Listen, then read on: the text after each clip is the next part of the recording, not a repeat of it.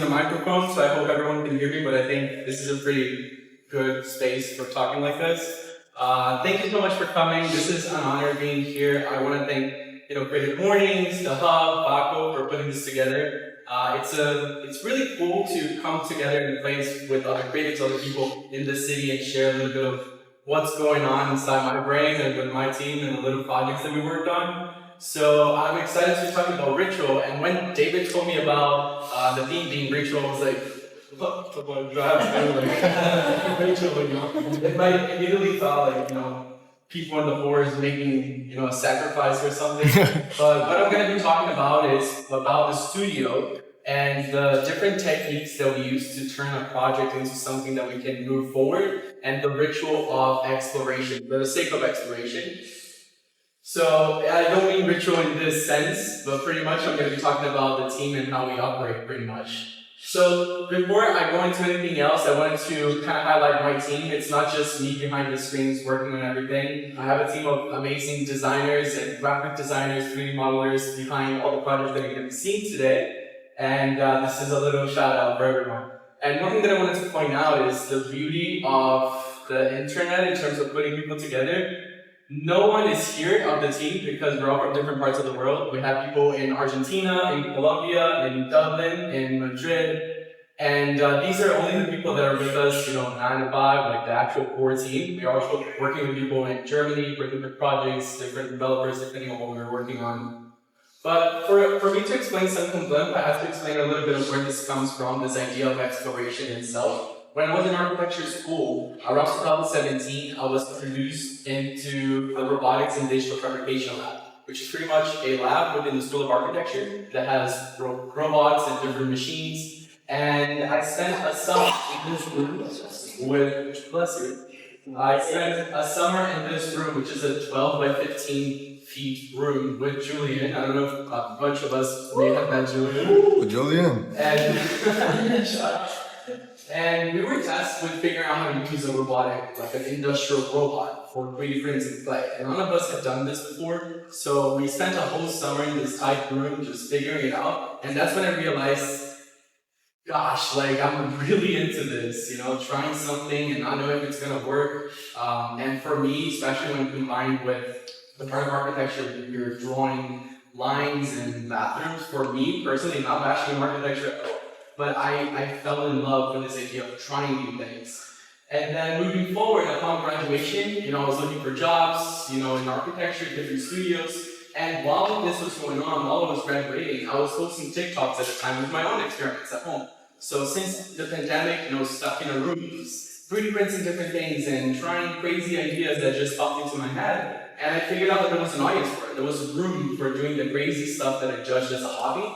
And that's why I ended up starting a laboratory for it. So Silicon Blend becomes a vessel for experimenting different things.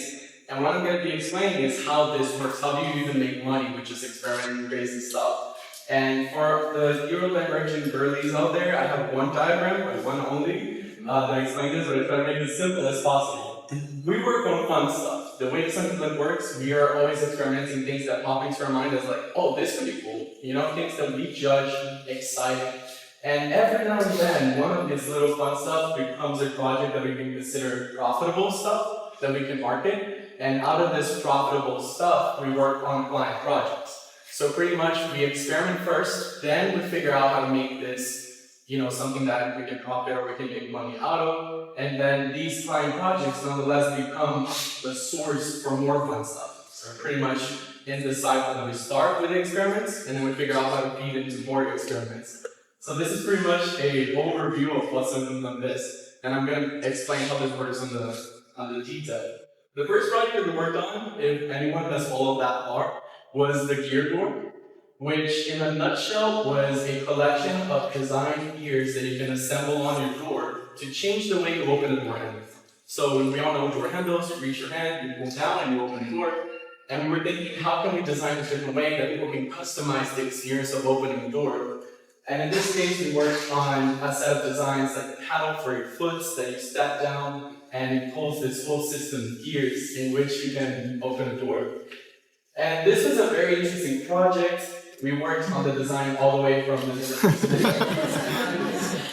to make this a fun experience, the pulleys that go into it, to really make opening a door a fun project.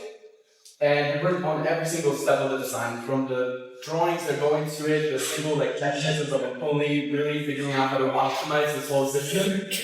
And there's all the documentation, the manual, when you got the package, what you had to do to assemble this however you wanted. And you might be thinking, all the different setups that you worked on, and you might think, okay, this is an example of one of the fun projects that turns into a profitable project, right? Not at all, you know about this. This was a bad failure in terms of finances, because this was the very first project, but the idea was still experimenting. Hey, the door handle was invented in ancient Egypt. We still use the same object. Of course, that I already knew, no one wants to reinvent the door handle. It already works. But this was a way to introduce our design thinking and saying, hey, what if it did something a little bit different? What if we introduced fun back to a normal daily task? So yeah, this didn't make me money, but then moving forward, some of the later experiments, another one that we worked on was the shower. So this came from a 2 a.m. working on the computer, just trying different things and working on form for the sake of form. And then I ended up with something that kind of looked like a shelf. So I 3D printed, experimenting with lights, how it looks at night, how it looks with different lighting, and the material itself. And then this actually turned out to be a project that we could get behind as hey, let's try to push this as a design piece. So we worked on what the branding would be for this. We worked on the documentation of the lamp itself. We worked on the branding for a shell company. So pretty much we created Serendipity Furniture, which is a child of Sunken Blimp, kind of like a focusing on objects and furniture pieces. We worked on the branding, so the box, how this would look like. And then the first marketing campaign to how to push this lamp, we decided to create a series of posters with very historical images, which we would Photoshop the shell lamp in the very corners and the little pieces. So we have the Beatles crossing the sidewalk, we have the French Revolution. And we did this with a bunch of different images. So all the way from first stepping on the moon, the coronation of Queen Elizabeth, the first flight, Albert Einstein, all of those images, we photoshopped the lamp. And then after we had those done, we took a train from Orlando to Virginia, spreading those posters and flyers around. And what we did is we circled in red the lamp in those historic images and put question marks oh, what is this? And a QR code for the website. So that was what we attempted to do to kind of get the word out at first. We had 20 followers for this account at the moment. And this actually kind of worked. We were able to sell out the collection of shell lamp that we had. But in this process, I started to think what a store would look like for this type of object, for this type of lamp. We didn't have any money to get a physical store, so we opted on designing a digital one. And this, as an experiment, we created a portal into this underwater store for the shell lamp, which looks a little bit like this. In this case, I'm at a beach. There's nothing physical there, just my phone. And I'm able to open a portal, walk into the store, shop around, look around, and then walk out. And this is what we did as an experiment. We posted it on a Tuesday, not thinking about it, no voiceover, no music behind it, just yeah, let's work on those experiments and publish. And the crazy thing is that as soon as we posted this, a few weeks later, we looked back and there was a big commotion on this store. So out of the blue, we had a lot of people reacting to this. Is this real? What is happening? What is this portal? And the video ended up having almost 13 million views in a few weeks, with a lot of comments and a lot of discussions about it. And this was really a divisor of water for us. It really changed the way that people were perceiving the studio as a way of creating technology as well as design incorporated. And this attracted some clients. So the first time that one of these experiments brought a real project for us was with Melanie Martinez. I'm not sure if anyone is familiar with the artist. She is a singer/alien now, because she dresses like this. And they were releasing an album called Portals. So Melanie actually saw the video, and they reached out to work on a portal for her. So we worked on the design, we worked with their team, which was fascinating to work with such a big corporation like Atlantic Records. We created different iterations, and we ended up posting a portal that was, like the entrance of a cave to the altar of Melanie. So this was pretty much the end result of this portal. It was a heart-shaped rock that as you open, you could walk in and explore this altar. And the interesting thing that I never dealt with a community so big as an artist is that people were nitpicking every single detail as if we consciously placed everything. So they were making theories about like, oh, there's a dagger, so this is a reference to the third song of the fourth movie. And we were like, oh, we just thought a dagger would look cool. but, but this video actually took us by surprise because the experience itself ended up being opened 46 million times. And it's kind of hard to wrap our heads around 46 million people entering a portal, but we did some calculation, and that's the amount of people that go through the Louvre in France in a period of 6 years. So, and that is like the most visited building in the world. So it's kind of crazy to think. Thank you. So it's kind of crazy to think how a digital experience could be visited by so many people all over the world, and we were able to pull metrics about places that people are visiting, the age gaps, the different genders experiencing this. And after this, right after, we worked on a project with Gary Vee, which was a very similar idea. They wanted to bring us into the world of VeeFriends, which is a very cartoonish type of world. And we worked with Gary Vee. For anyone that does not know, Gary Vee is a social media influencer guy. He's also a businessman, so he started selling wine, then he went into many different businesses. And the world of VeeFriends is pretty much, and every year they host a VeeCon, which is a conference where a bunch of people gather around in a park and there's many different speeches. Neil Patrick Harris was there, Drew Barrymore was there, so it was like all of this crazy events. And they hire us to work on a portal into the world of VeeFriends. So we worked with all of the different animals and stuff. And for anyone that is familiar with 3D modeling, we had to convert like multiple millions of triangles of models into a few thousand for the AR. So if anyone knows like how hard that could be, you know, it gets pretty tough. We worked on a physical portal this time. So instead of being just anywhere you walk in, you can pop up a portal and walk in. We worked on a physical installation where once you point your phone towards it, it opens the digital portal.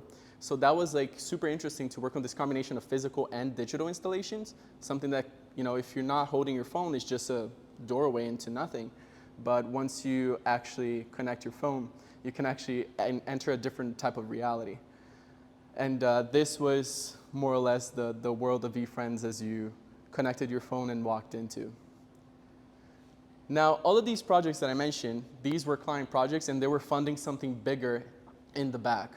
So while this was going on, we were using the resources gathered from these projects to funnel a more impact, like a bigger project. And this was happening in Colorado, in the middle of nowhere. One of my dreams was to get a piece of land in the middle of nowhere and start on physical installations and experimenting with architecture that is not necessarily possible in the day-to-day city. And we found this one county in the US where there's no building code. And for all my architecture people out there, this is like the dream. Like you can do whatever you want in this land and no one's gonna, you know, say anything about it. So these are some drone footages of the sanctuary itself. And the first installation last year was to build, there's some documentation. These are all excerpts from the book that we're publishing, and I'll talk more about it. So we documented all of the species that are present in the sanctuary. And the first installation to break the ground was to create a weather station so we can get metrics about the rainwater, wind direction, solar intensity, all of that, so we can start building. So we built this little pole with a weather station, solar panels, some cameras, and a Wi-Fi router so we can connect it to it digitally.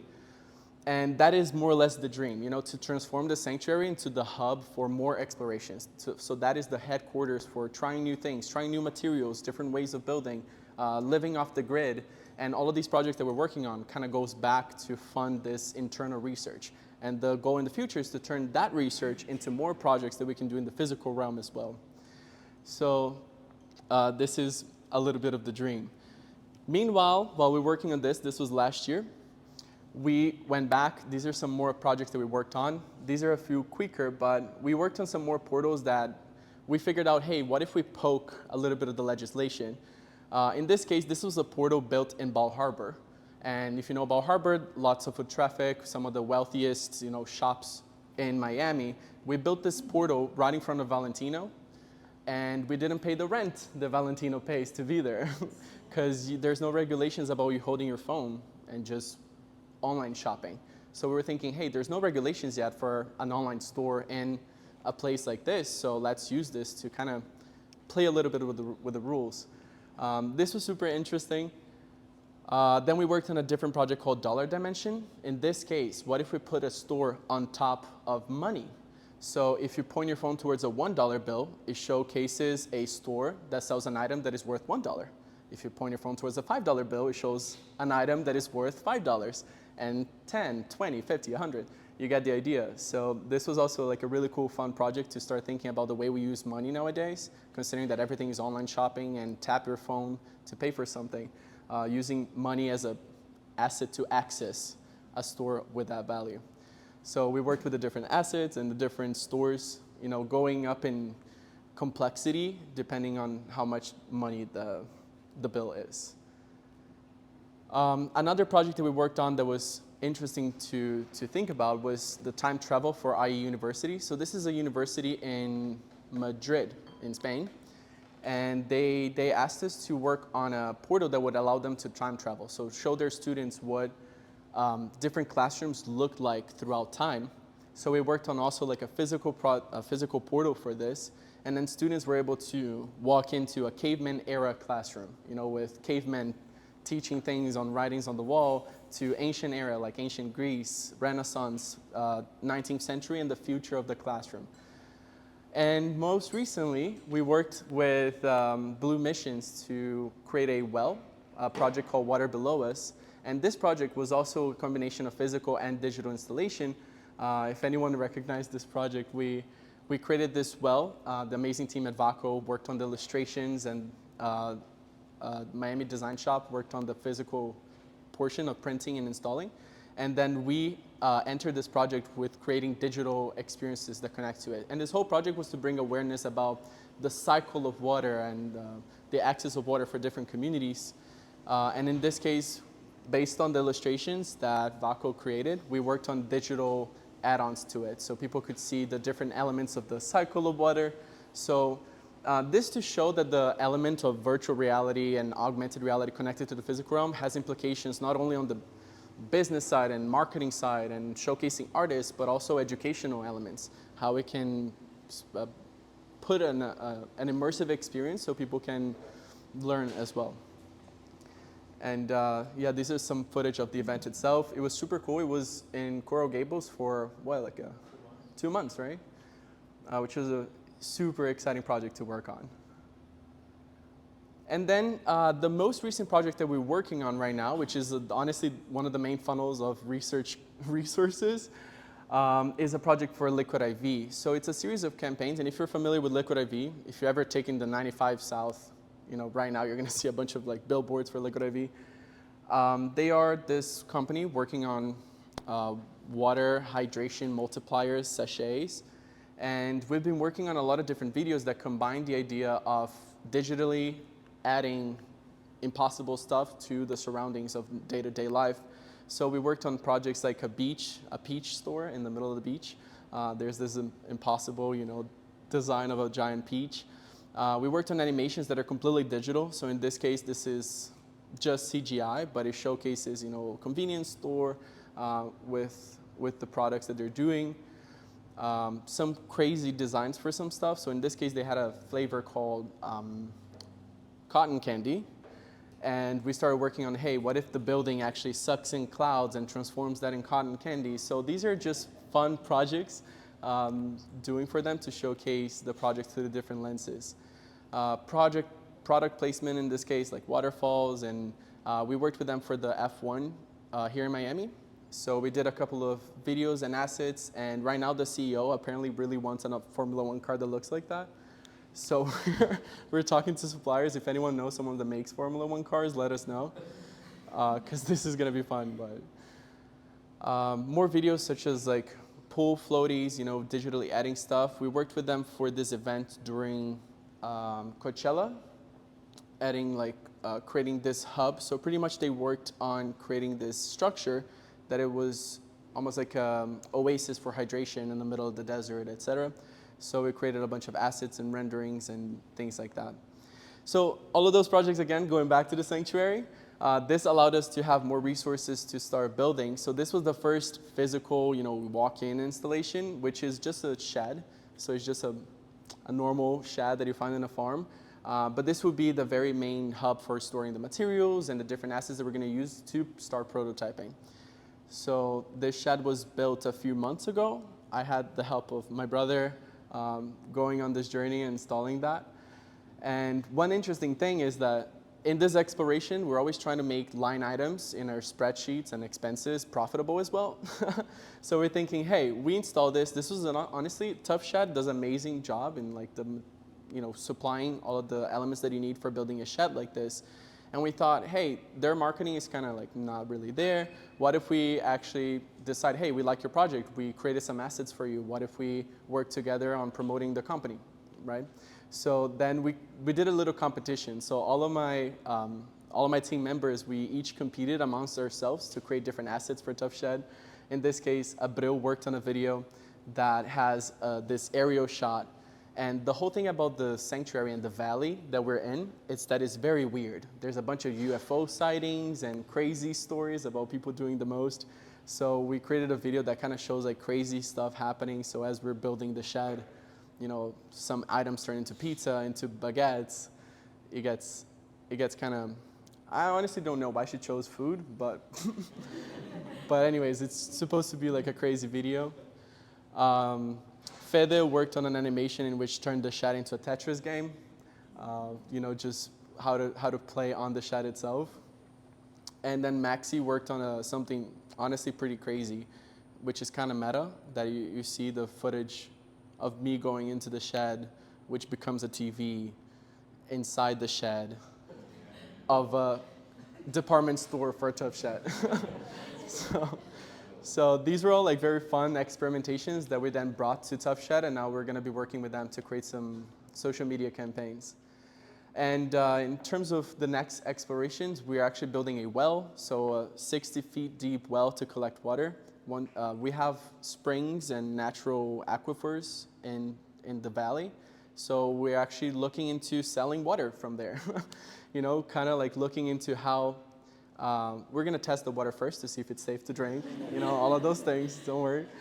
But then kind of embrace the idea that the valley is weird and there's all sorts of energies there to, hey, what if we sell the water for anyone interested? So we're working right now on the branding, the different options for how we can sell water from the sanctuary.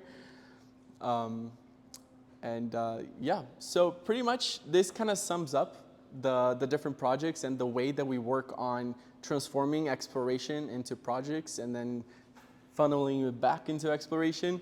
And as an example, I put in everyone's seats, and if you don't have one, I have more flyers here. But this little flyer has 2 QR codes, one on the left side, which opens a portal into the store, like the Book Nook store that I mentioned, and the other one on the left, on the right, there's a QR code where if you scan it, it opens a filter on Instagram, and then if you turn the flyer around, it actually shows a miniature model. And this is something that we've been doing for a while in terms of, hey, how to transform day-to-day assets or day-to-day materials into something else with the digital assets. So if you guys would like, I would recommend checking it out. And then you can always tag us if you decide to post. But at the same time, you can keep this. So you can keep this for yourselves. And then this is just a video showcasing a little bit of how this works. The one on the right, it opens a little miniature store. So if you want to do this later on, you can do. But it opens a miniature model of like Sunken Blim, Fly Deep, just like a marketing thing. And the other filter opens a portal. So in this case, you can pinch to scale this portal up and down. And then once you tap on the book, it opens the wood panels and you can walk into the store, in which we're showcasing the Almanac. So the Almanac is the book that we're publishing with the past 2 years worth of projects. So all of the projects and some more that I showed here today are in this book. We're publishing middle to end of September. It's right now in the printing graphics and all of that. So this is a little store for it. And now, I hid under one of the seats, which I don't know which one actually, a golden version of this flyer. And it's taped, not this. I think this is from the chair. You got it. Okay, nice. So kind of like in the spirit of Willy Wonka, I already have your information, I think, or I'll get your information, and then I'll be shipping one of this for you, one of the Almanacs once we got it. Yeah, thank you.